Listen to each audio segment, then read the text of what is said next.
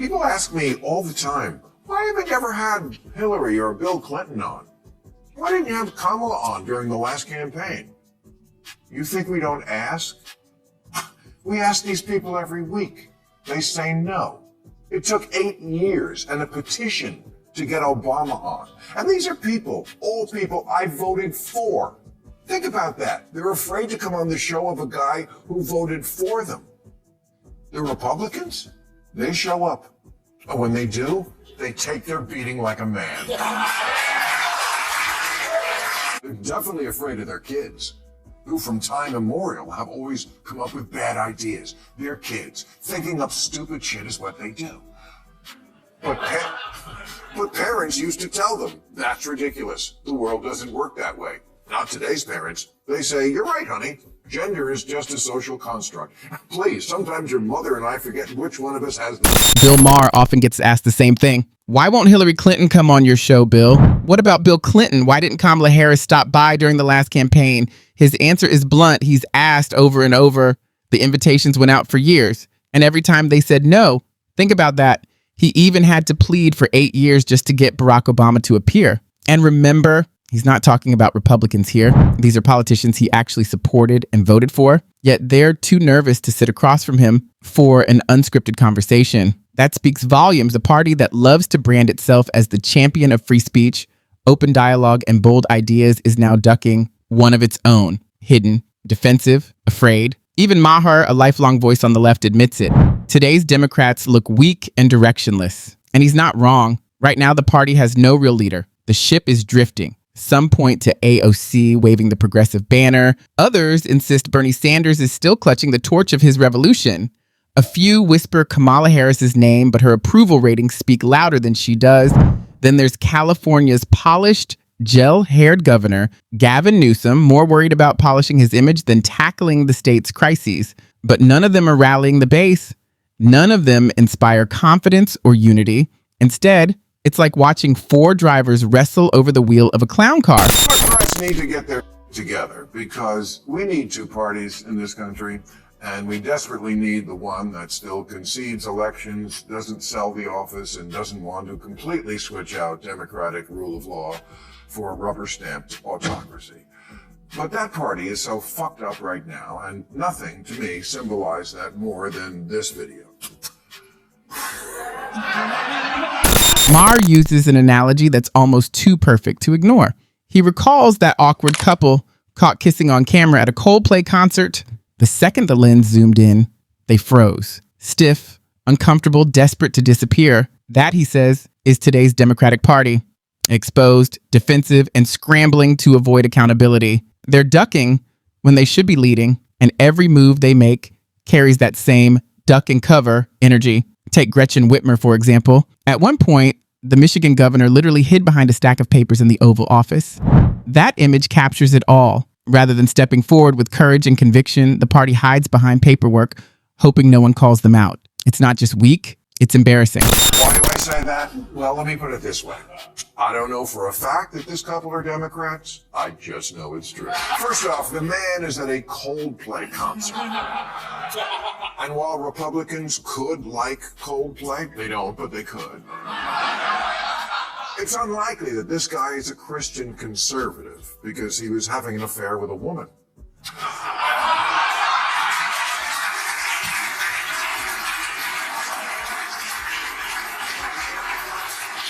No, I knew they were Democrats for the same reason I knew this was a Democrat. Let's be honest. Americans don't admire weakness. They can sense fear instantly. That's why, scandals aside, a huge share of the country still views Donald Trump more favorably than any Democrat today. It's not because they think he's flawless. It's because he doesn't flinch. He doesn't hide. He doesn't run from criticism. Love him or hate him, Trump presents himself as his own man, and voters respond to that confidence. Democrats, on the other hand, are drowning in fear. They tiptoe around their own children, terrified of offending anyone, whether it's the media, online mobs, or their own base. Maher captured this with his signature bite of humor. He put it plainly. Kids have always had dumb ideas. That's just part of being young. The difference is that parents used to push back. They'd say, no, that's not how the world works. Today, parents nod along. You're right, sweetheart.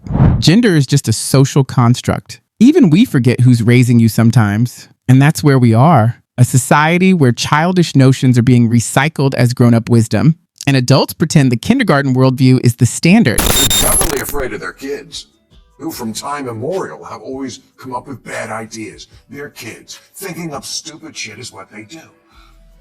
But parents used to tell them, that's ridiculous. The world doesn't work that way. Not today's parents. They say, you're right, honey. Gender is just a social construct. Please, sometimes your mother and I forget which one of us has this. Try bringing up gender with a Democrat, and suddenly it feels like you're debating with the kindergartner. Words like identity and inclusion are tossed around as if repeating them enough times could magically rewrite biology. Dressed up as policy, it's really just emotional nonsense. And when you present facts, they either clam up, change the subject, or accuse you of being offensive. That's not leadership, that's denial. But this fear doesn't stop at cultural battles. We saw it full force during COVID. Democrats panicked. They wrecked kids' education, shutting down schools for months and keeping children hidden away, children who were never at serious risk. The excuse was safety. The reality, it had far less to do with following science and far more to do with protecting their grip on power. The Democrats seem to be afraid of everything. They were petrified of COVID, masking 2-year-olds who never would have died from it and keeping schools closed for far too long. And then there's the hypocrisy. While Californians were locked in their homes, Gavin Newsom was caught dining maskless at an upscale restaurant. That, in a nutshell, is today's Democratic Party. One set of rules for you, another for them, but it goes deeper than double standards. What really paralyzes Democrats isn't bad press or even a virus. It's cancel culture. They live in constant fear of their own fringe. One misplaced joke, one slip of the tongue, one opinion slightly outside the script, and they're finished. I mean, I don't know if we're still banning TikTok. That was before we changed the rule in America to Trump decides what's a law. But I know it wouldn't even be an issue if parents would sack up and tell their kids to get off the phone. Democrats are still afraid of the mean girls who police their far-out friends. Just ask Congressman Seth Moulton. His campaign manager walked out after Moulton simply said he didn't want biological males competing against his daughters in sports, even though his record with LGBTQ groups was spotless. To make it worse, a local Democratic leader went so far as to label him a Nazi collaborator for supporting Title IX. Think about that. Democrats once openly backed the very same principle. Now, fear has twisted the party into eating its own. The moment someone strays from the script, they're condemned. That isn't leadership, it's cowardice. Sure, you can cling to office that way, but only in survival mode. And survival mode always breeds weakness. Massachusetts Congressman Seth Moulton had a perfect score on LGBTQ issues from the Human Rights Campaign. But when he said, I have 2 little girls, I don't want them getting run over on a playing field by a male or formerly male athlete, his own campaign manager quit. And the chair of the Salem Democratic City Committee, Liz Bratt, accused Moulton of being, quote, what is known as a cooperator in Nazi times. Yeah, I think the word you're looking for, moron, is collaborator. And I'm guessing everything you know about Nazi times comes from TikTok. Even Democrat Alyssa Slotkin admitted it. For all its posturing, her party is weak. And she's right. That's the plain truth. Weak leaders don't win the trust of the people. Voters would rather back someone bold and wrong than someone timid and technically right. Having sex with Stormy Daniels was wrong, but Trump didn't hide from the camera. Quite the opposite. It looks like he said to the photographer, widen that out so you can get these. He's got his mugshot hanging outside the Oval Office. He's literally got a guy working for him named Big Balls. It's like if Gavin Newsom had a henchman named Perfect Hair. What voters want is courage, conviction, and a spine. They're looking for leaders who won't fold the moment a position becomes controversial.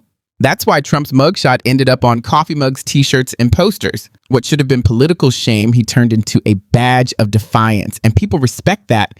They'd rather see a leader own their flaws than watch them scramble to make it. People ask me all the time, why haven't you ever had Hillary or Bill Clinton on? Why didn't you have Kamala on during the last campaign? You think we don't ask?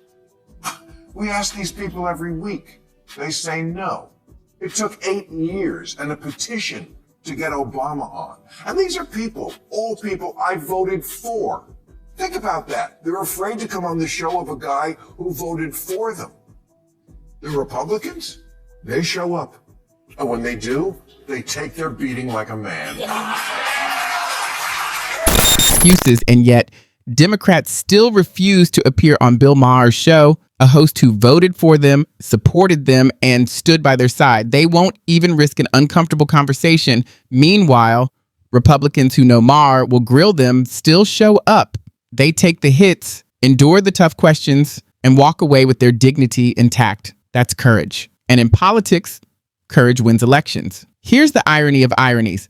No Democratic president has ever invited Bill Maher to the White House. Not Clinton, not Obama, not even Biden. After decades of loyalty, not a single invitation. But do you know who did extend one? Donald Trump. Yes, the same man Maher has mocked relentlessly. Trump recognized his influence. Trump showed him respect that Democrats never dared to give. And that says everything. So, does it really surprise you when people claim Bill Maher is drifting? Right? Respect matters. Every gesture counts. And in the end, Trump treated him with more dignity than his own party ever did. Now, I'll put it back to you. Is Bill Maher done with the left for good? Is he sending a final warning, or has he already walked away? Because here's the truth. America doesn't need presidents who duck kiss cams at Coldplay concerts or hide behind stacks of paperwork in the Oval Office. We don't need politicians who pander to Twitter mobs or tremble at their own base. We need strength. We need vision.